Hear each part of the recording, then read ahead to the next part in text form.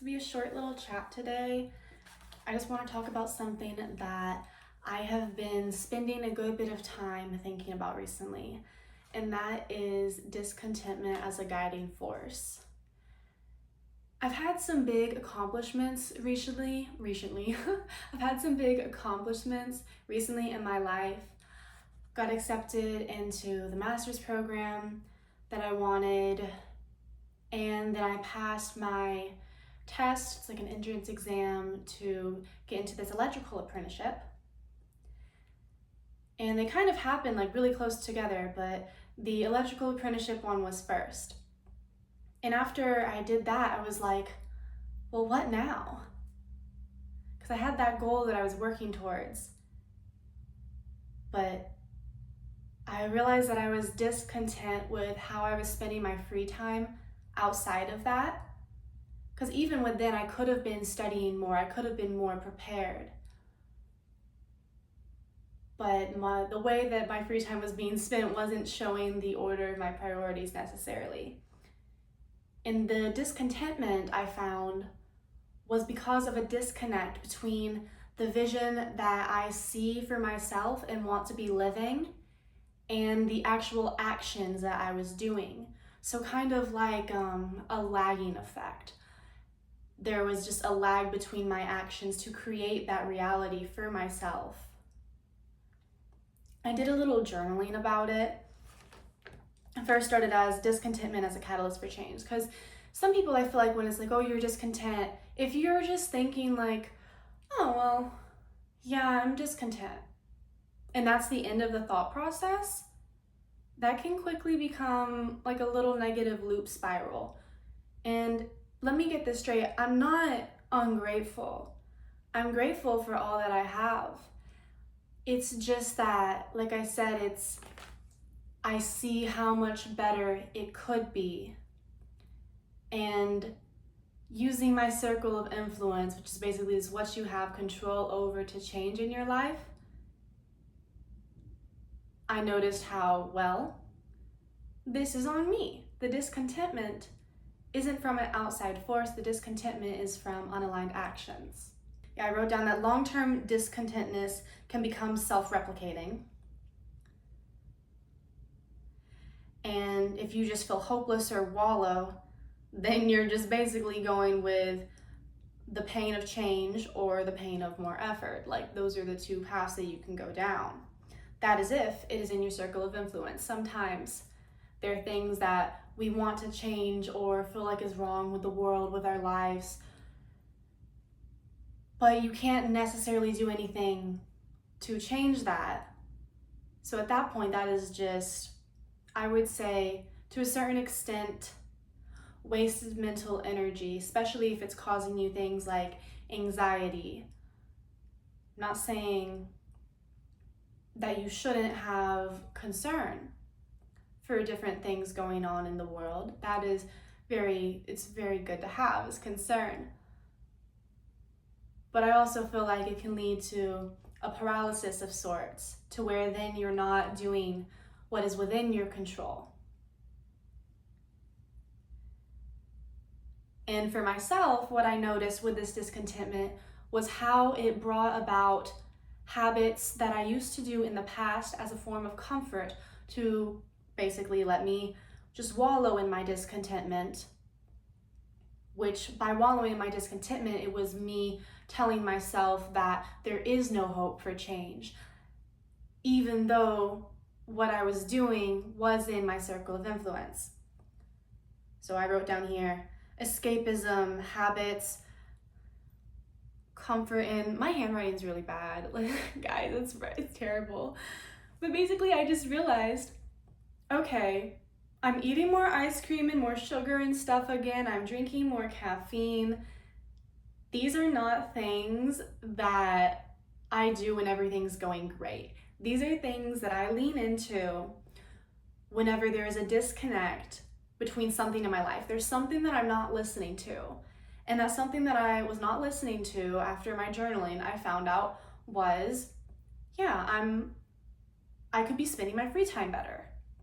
I wrote down, I feel like I would be further ahead if I used my downtime in more knowledge-building ways. I believe I consume media in the way I do out of habit and because I don't have a more suitable option. Like a quick response mechanism. You know, if you spend hours doom scrolling and you're not even able to apply any of that stuff, it's just a quick hit of dopamine.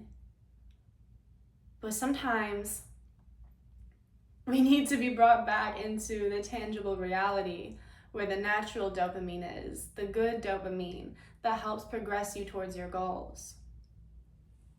I wrote down also, this negatively impacts me by getting sucked into other people's worlds.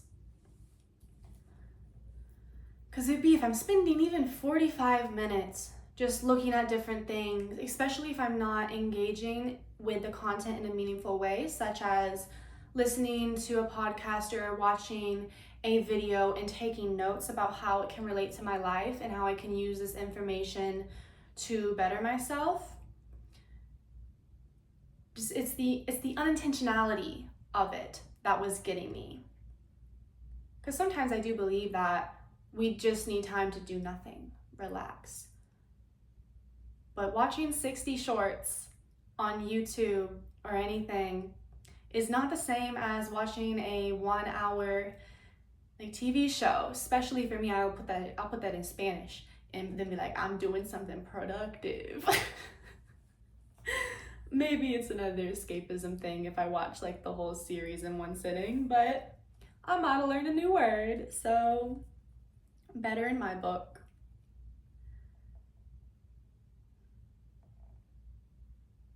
Yeah. So I was saying, by getting sucked into other people's worlds, it makes it harder for me to listen to the inner voice of myself because I'm hearing all the time, just constantly, what it is that other people have to say. And that is a tough position to be in whenever you're feeling like you're doing wrong in certain areas, but actually, if you take a step back at it and look at your own situation, perhaps you feel that way because this is what everything around you is telling you, but it might not actually apply to your situation. And one of the other prompts I wrote for myself was, what would it look like if I were content with how I spent my free time? Or I said alone time on here specifically. I would create more, I would study with deep curiosity, I would feel worthy of investing in my hobbies and passions more, I would have more authentic connections with others and myself. And the worthiness aspect of putting more into my hobbies is that if I'm not doing everything within my current control to put effort towards and build my hobbies and passions, such as music and dance, then to invest more in that area, monetarily, doesn't make sense to me because I haven't done everything within my current control that is free to grow and expand. At a certain point, to grow and expand, more resources pretty much do become a necessity to at least up level it is what you're doing, to gain more mentors, take more classes, get better equipment. But it's a fallacy if you try to say that you need to start in that point. And so that's where, like I said, the worthiness comes in. I will feel like it's a worthy choice to invest more in my hobbies once the time investment and the consistency investment is already there. I think if there's anything else. Well, another thing I wrote is discontentness comes from unactivated potential. Like I said, that was with the disconnect. You feel that there's something that needs to be done, but if you're not figuring out what it is, how can you change? How can you use that discontentment, which isn't necessarily a positive emotion, but in a manner to incite change that you have been putting off? And this comes from, like I said, listening to it, not shaming yourself for being discontent, especially if you already have a life that, you might feel like you should be happy with. But it is not a bad thing to want more for yourself, to expect more of yourself, and to be discontent whenever you are not doing everything to reach that. We all have things in our lives that impact what we do, what we are able to do. But there are also things that are within our control. And it's starting there is what can build to significant change, or discontentment as, what did I write? Yeah, discontentment as a catalyst for change. All of these little things. Anywho, that's all really I wanted to talk about. I'm saving up for grad school, so I picked up a shift today at work just to get like a little extra $70 because everything counts and everything builds up over time. Yeah, that's my piece for today.